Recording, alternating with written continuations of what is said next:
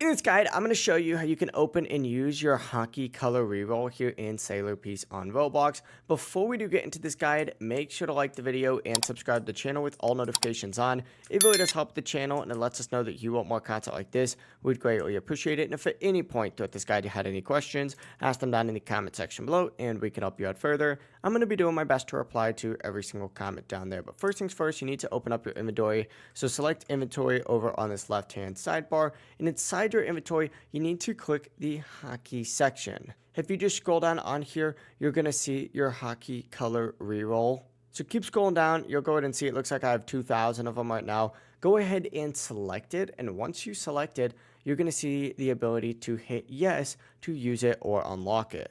If it tells you to unlock your Haki, go ahead and knock that out first. You can't just unlock just a standard like observation Haki, for example. You do have to unlock the full thing. Now, some Haki colors may also come from the shop spots or special drops, so always just stay tuned for those if it's a specific color that you're trying to get.